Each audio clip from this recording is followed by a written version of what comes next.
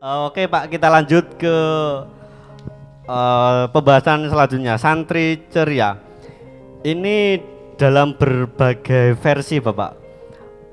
Santri bisa ceria mungkin dari salah satu kegiatan yang ada di pesantren tersebut.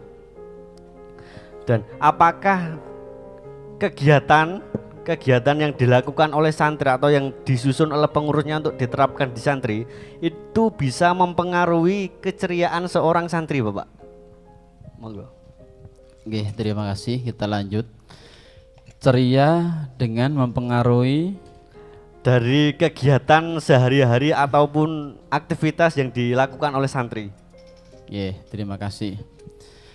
Kita kembali lagi kepada anak-anak. Kira-kira kegiatannya membuat ceria enggak? Membuat ceria enggak? Yang namanya kegiatan ketika lama dilakukan, lama-lama pasti akan membuat kita jenuh. Kita membuat kita kadang-kadang malas. Tapi semuanya kembali kepada niat dan tujuan ketika berada di pesantren. Kalau sampean semuanya datang di pesantren, kira-kira niatnya pengen apa? Pengen mencari ilmu atau mencari cowok? Mencari ilmu. Insya Allah kalau kita ingin mencari ilmu, kita fokus pada tujuan kita. Supaya kita memang fokus pada tujuan kita, kita harus memperlakukan pesantren kita dengan model macam kegiatan seperti apapun, kita harus semuanya berupaya untuk menjadi yang ceria. Kalau yang menjadi ceria itu adalah, contohnya misalkan kita bisa bahagia, biasa ceria kalau kita datang di tempat wisata. Dan bagaimana semampu kita bisa berupaya menjadikan pesantren ini adalah tempat wisata. Makanya Pak Yai sendiri berinisiatif, ada banyak binatang-binatang yang ditaruh di pesantren. Tujuannya apa? Supaya santri ini menjadi ceria, supaya santri ini menjadi cerdas. Itu salah satu tujuannya. Maka dari santrinya juga seperti itu. Saya niat datang di pesantren untuk mencari ilmu, maka saya harus berusaha untuk senantiasa bahagia dengan pesantren saya. Insya Allah kalau kita bahagia dengan pesantren, bahagia dengan kegiatan, senang dengan kegiatan, maka keceriaan itu akan muncul dengan sendirinya. Nggak usah dipikirkan nanti kegiatan model apa, menyakitkan atau tidak, nggak usah dipikirkan. Yang penting kita tetap jalan. Maka kalau sudah kita nikmati kegiatan itu, insya Allah kita akan menjadi pribadi yang ceria dengan sendirinya. Jadi gitu Mas Anas. Baik, berarti kegiatan yang semuanya tergantung, bahagia itu semua tergantung pada diri kita sendiri. Tergantung pribadinya masing-masing. Kita mau membangun bahagia, silahkan. Kita mau membangun kesedihan, silahkan. Tetapi ingat di pesantren ini tujuannya untuk mencari ilmu, dan nanti endingnya dari pesantren akan menjadi kebahagiaan untuk diri sampean masing-masing dan juga kebahagiaan orang tua. Mungkin konsep seperti rumahku pesantrenku itu mungkin bisa diterapkan Bapak. Seperti kalau kita sudah berada di rumah, ibaratkan di pesantren kita ibaratkan rumah, kita merawat dengan sepenuh hati, kita membersihkan sampah-sampah yang ada di rumah maupun yang ada di pesantren. Nanti mungkin itu akan lebih mudah untuk santri itu bisa nyaman di pesantren, bisa senang dan ceria. Tetapi bisa atau tidak ketika konsep itu dibawa ke santri, Bapak? Monggo. Rasulullah pernah mengatakan, baiti janati, rumahku adalah. Nah, bagaimana kita bisa menciptakan pesantrenku itu janati? Nah, ketika kita berbicara pesantren itu adalah surgaku, maka kita berpikir, kita berfokus bahwa saya bisa mencari surga itu di pesantren. Kalau kita fokus mencari surga di pesantren, insya Allah mindset kita bahwa saya bahagia di pesantren. Kegiatan model apapun, yang penting modal kita adalah saya mencari bahagia. Maka ketika dengan kegiatan model apapun sedemikian rupa yang diadakan oleh pengurus, insya Allah itu tidak akan menjadi beban, tidak akan merasa berat. Karena apa? Karena dengan kegiatan itu kita merasa bahwa inilah adalah surgaku. Maka ketika ada konsep pesantren adalah penjara suci itu saya sebenarnya secara pribadi saya tidak setuju. Karena apa? Nama penjara sendiri itu namanya identik dengan sesuatu yang enggak baik. Makanya pesantren adalah sudah pesantren itu tempat suci. Enggak usah dikasih penjara. Kalau ada jannati kenapa harus ada penjara gitu. Berarti bisa dikatakan kalau sangat bisa ketika kita menyukai kegiatan yang ada di pesantren, nanti ujungnya akan kita menjadi bahagia dan kita akan selalu senang dalam menikmati proses-proses yang ada di pesantren ini. Apakah santri ceria nanti bisa berimbas pada akhlak yang mulia, Bapak? Monggo. Ya, terima kasih. Santri ceria berimbas pada akhlak. Apa hubungannya ceria dengan akhlak? Apa hubungannya ceria dengan akhlak?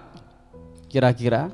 Lah, kalau kita berbicara akhlak, kita kembali lagi kepada Rasulullah. Innama bu'istu liutamima makarimal akhlak. Maka kalau kita pengen punya akhlak, maka kita harus bisa mencontoh Rasulullah. Apa yang dilakukan oleh Rasulullah, apa yang bisa kita mampu untuk mencontohnya, maka kita harus mencontoh. Dan apa hubungannya akhlak dengan ceria?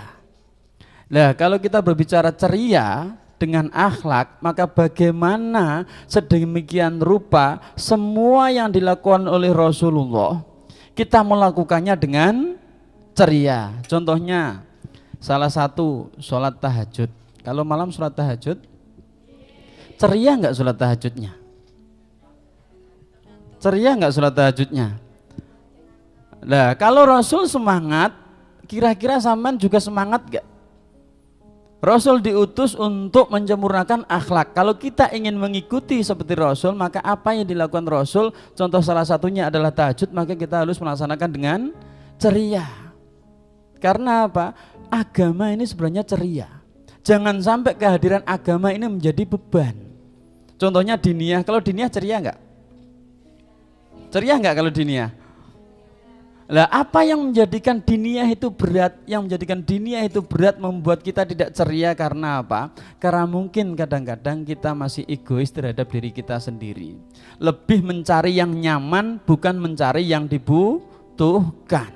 Kalau kita sadar mana yang dibutuhkan bukan mana yang nyaman, insya Allah semuanya akan baik-baik saja. Kita bisa melaksanakan kegiatan harian dengan ceria. Yang penting sadar diri apa yang dibutuhkan, bukan apa yang menjadikan nyaman. Ini menarik Bapak ketika jenengan mengatakan